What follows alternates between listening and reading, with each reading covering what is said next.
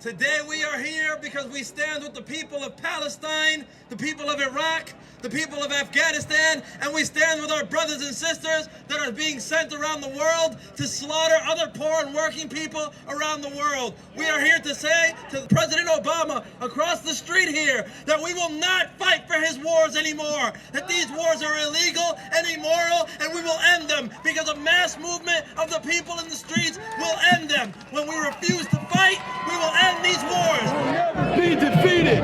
The people united will never be defeated. We didn't come here out of hatred of this country, because so many of us believe in the values of community and the building of solidarity and the freedom that supposedly the United States of America is based on. But we did come here to have a very clear statement about empire and imperialism and the domination of people by economic and political and military means. I just have a couple of things to say about empire. The first observation is that no empire has ever defeated history. The Greek Empire, the Roman Empire, and for some of you, maybe even if you consider this, the Soviet Empire and the British Empire, and now finally the U.S. Empire, confronting a set of conditions that it cannot overcome. Why? Because it cannot defeat history. History is on the side of the righteous. We understand that from the faith tradition of Islam, but also from the radical democratic tradition of resistance to evil. We understand that empire cannot win. It is historically impossible. So what we say to the brother occupying this building over here is that regardless of your wonderful rhetoric and your cool African-American hip exterior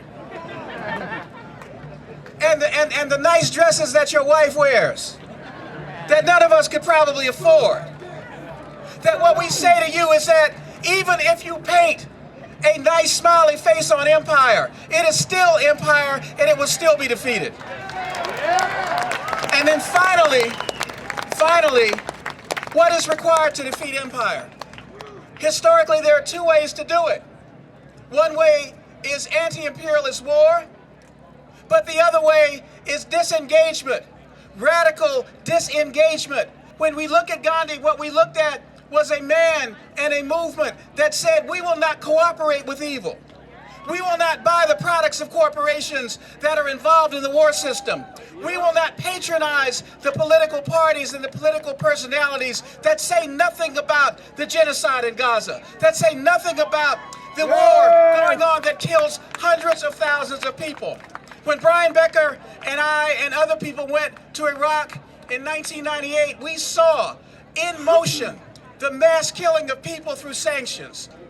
Organize, mobilize, refuse, resist. Organize, mobilize, refuse, resist. Organize, mobilize, refuse, resist.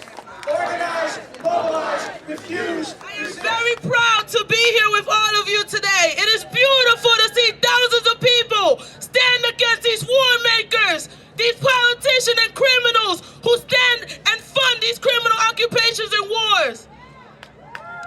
My name is Francis Villar, and I'm the mayoral candidate for the Party for Socialism and Liberation last year. We ran to make 1 point and 1 point only. Why is it that people like me, a 26-year-old college student, a mother, a working class person, which is the majority of this country, why is it that we have a handful of billionaires that control everything we say and do in our country? We need to stand up, organize. We ran a campaign to build a movement, and I am proud to ask all of you today to help us build that movement. That was a campaign that we're still moving people to organize them. We want a socialist society. We are tired of the capitalism and the oppression that this government puts on our people every day. Yes. How can we spend millions of dollars a day on criminal wars and occupation, but why is it that there's no money for education?